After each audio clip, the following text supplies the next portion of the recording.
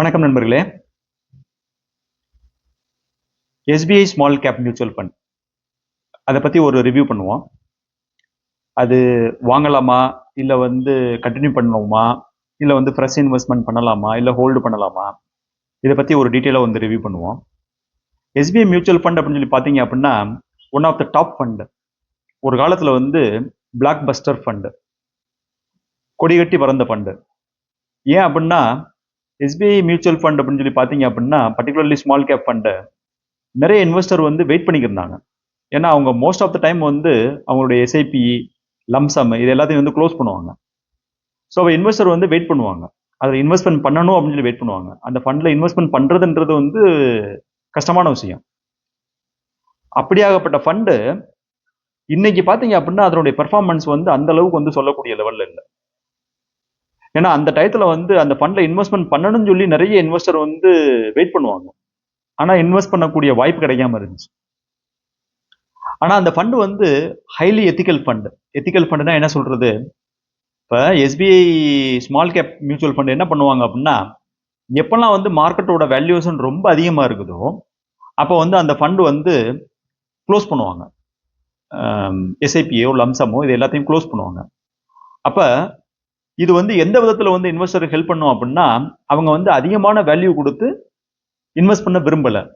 அப்போ இன்வெஸ்ட் பண்ண விரும்பாத போது இன்வெஸ்டருக்கு அவங்க இன்ஃபர்மேஷன் கொடுக்குறாங்க. இப்போதைக்கு ஃபண்டோட வேல்யூவேஷன் எல்லாமே, மார்க்கெட்டோட வேல்யூவேஷன் எல்லாமே அதிகமாக இருக்குது. இப்போதைக்கு இன்வெஸ்ட் பண்ண வேண்டிய அவசியம் இல்லை அப்படின்ற மாதிரி. அது one way good for investor.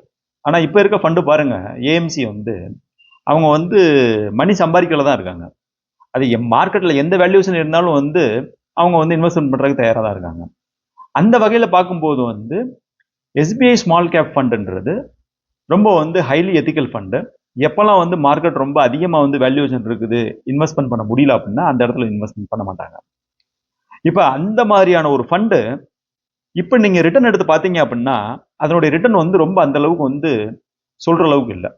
இப்போ இண்டெக்ஸ் ஃபண்டு பாருங்க, ஒரு இண்டெக்ஸ் ஃபண்டு நான் Motilal Oswal Nifty small cap 250 index fund. ஏன்னா நம்ம ஸ்மால் கேப்பை கம்பேர் பண்ணும்போது இண்டெக்ஸோடைய ரிட்டர்ன் நம்ம கம்பேர் பண்ண வேண்டியது அவசியம் இருக்குது. இப்போ இந்த 250 இண்டெக்ஸ் ஃபண்டோடைய 5 இயர் ரிட்டர்ன் பார்த்தீங்க அப்படின்னா சிஏஜிஆர் 16.30. இப்போ இதையே நம்ம எஸ்பிஐயோட 5 இயர்ஸ் ரிட்டர்ன் பார்த்தோம் அப்படின்னா 14.76. அப்போ 5 இயர் பேசிஸில் SBI small gap index fund ரிட்டர்னை கூட பீட் பண்ணலை. அப்போ இண்டெக்ஸ் ஃபண்ட் ரிட்டர்னை கூட பீட் பண்ணலை அப்படின்னா அதனுடைய நம்ம ஆக்டிவ் மியூச்சுவல் ஃபண்டில் எதுக்கு இன்வெஸ்ட்மெண்ட் பண்ணணும்? தேவையில்லை. நம்ம இண்டெக்ஸ் ஃபண்டில் இன்வெஸ்ட்மெண்ட் பண்ணிடலாம்ல. நம்ம மியூச்சுவல் ஃபண்ட் ஆக்டிவ் மியூச்சுவல் ஃபண்டில் இன்வெஸ்ட்மெண்ட் பண்ண வர்ற ரீசனே ஒரு பர்டிகுலர் ஆல்ஃபா கிடைக்கும், ஒரு பெட்டர் ரிட்டர்ன் கிடைக்கும் இண்டெக்ஸை விட, அதனால தான் வர்றோம். ஆனால் இப்போ பார்த்தீங்க அப்படின்னா எஸ்பிஐ இண்டெக்ஸ் ஃபண்ட் ரிட்டர்ன் கூட கொடுக்கல. இது 5 இயர் பேசிஸ். இப்போ 3 இயர் பேசிஸில் பார்த்தோம் அப்படின்னா 3 இயர் பேசிஸில் இண்டெக்ஸ் ஃபண்ட் 18.85% கொடுத்துருக்கு. இப்போ இதுவே எஸ்பிஐ ஸ்மால் கேப் பார்த்தோம் அப்படின்னா 12.36%, கம்ப்ளீட்லி அண்டர் பர்ஃபார்மன்ஸ். 18.3% எங்க இருக்கு, 12.3% இருக்கு.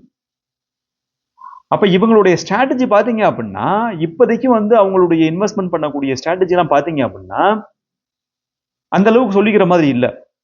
இப்ப இந்த 3 இயர் பேசிஸ்ல நீங்க இதுல ரிட்டர்ன் பண்ணியிருந்தீங்க அப்படின்னா, இதுல இன்வெஸ்ட்மெண்ட் பண்ணியிருந்தீங்க அப்படின்னா எஸ்பிஐ ஸ்மால் கேப்ல ஒரு 1 lakh இன்வெஸ்ட்மெண்ட் பண்ணியிருந்தோம் அப்படின்னா 3 இயர் பேசிஸ்ல உங்களுடைய இன்னைக்கு ரிட்டர்ன் 1,37,758.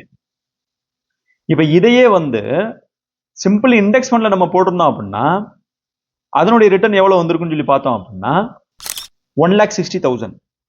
அப்ப ரிட்டர்ன்ல பாத்தீங்க அப்படின்னா index fund versus SBI small cap 3 year பேசிஸ்ல பயங்கரமா அண்டர் பர்ஃபார்மன்ஸ் பண்ணுது, 5 இயர் பேசிஸ்லயும் அண்டர் பர்ஃபார்மன்ஸ் பண்ணுது. அப்ப இதுல இருந்து என்ன தெரியுது அப்படின்னா இவங்களுடைய கரண்ட் ஸ்ட்ராட்டஜி பாத்தீங்க அப்படின்னா இன்வெஸ்ட்மெண்ட் ஸ்ட்ராட்டஜி, இன்வெஸ்ட்மெண்ட் ஸ்டைல் அது சேஞ்ச் பண்ணணும் அப்படின்ற அவசியம் இருக்குது. இந்த ஃபண்டு வந்து யார் மேனேஜ் பண்றாங்கன்னு சொல்லி பாத்தீங்க அப்படின்னா, இந்த ஃபண்டு வந்து மேனேஜ் பண்ணக்கூடிய ஃபண்டு மேனேஜர் பாத்தீங்க அப்படின்னா ஆர் ஸ்ரீனிவாசன். இது வந்து தமிழ்நாட்டை சேர்ந்தவர் தான் தெரியுது. இவருக்கு வந்து 19 இயர்ஸ் ஆஃப் எக்ஸ்பீரியன்ஸ் இருக்குது. இந்த ஃபண்டு வந்து இவர் தான் வந்து மேனேஜ் பண்றாரு. இப்போ இந்த ஃபண்டோடைய ஸ்ட்ராட்டஜி பாத்தீங்க அப்படின்னா இது கிளியரா வந்து விசிபிள். 5 இயர் பேசிஸ்லையும் சரி 3 இயர் பேசிஸ்லையும் சரி இண்டெக்ஸ் ஃபண்டை காட்டிலும் வந்து அண்டர் பெர்ஃபார்மன்ஸாக இருக்குது. 3 இயர் பேசிஸில் பயங்கரமாக அண்டர் பெர்ஃபார்மன்ஸாக இருக்குது. இப்போ அந்த அளவுக்கு அண்டர் பெர்ஃபார்மன்ஸ் இருக்கும்போது இந்த ஃபண்டில் வந்து ஃப்ரெஷ்ஷாக இன்வெஸ்ட்மெண்ட் பண்ணலாமா அப்படின்னு சொல்லி கேட்டீங்க அப்படின்னா, என்னைய கேட்டீங்க அப்படின்னா இந்த ஃபண்டு வந்து ஃபர்ஸ்ட் வந்து they need to come up front and say what is their strategy. ஃபியூச்சரில் என்ன பண்ண போகிறாங்க அப்படின்றத இன்வெஸ்டருக்கு அவங்க வந்து டீட்டெயிலாக வந்து எக்ஸ்பிளைன் பண்ண வேண்டி இருக்குது.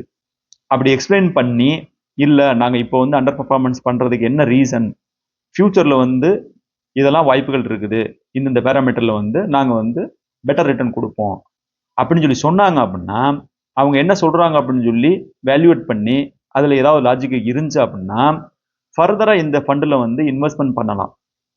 இல்லை அவங்க வந்து எந்த ஒரு ஸ்ட்ராட்டஜியும் கொடுக்கல, அப்ரண்டாக வந்து அவங்க வந்து டிஸ்கஸ் பண்ணலை அப்படின்னா based on 3 year 5 year performance completely under performing. 3 இயர்னா பார்த்தீங்க அப்படின்னா ரொம்பவே அண்டர் பெர்ஃபார்மன்ஸாக இருக்குது. அந்த பேசிஸில் இப்போ என்னைய கேட்டீங்க அப்படின்னா I will not go for investment. இந்த ஃபண்டை வந்து கண்டினியூ பண்ண மாட்டேன். So based on the data 3 year 5 year performance இந்த ஃபண்டு வந்து கம்ப்ளீட்டாக அண்டர் பெர்ஃபார்மன்ஸாக இருக்குது நிஃப்டி இண்டெக்ஸை காட்டிலும். இது வந்து ஃபர்தராக இன்வெஸ்ட்மெண்ட் பண்ணுறதுக்கு வந்து கொஞ்சம் யோசிச்சு தான் இன்வெஸ்ட்மெண்ட் பண்ணணும். தேங்க்யூ ஃபார் வாட்சிங்.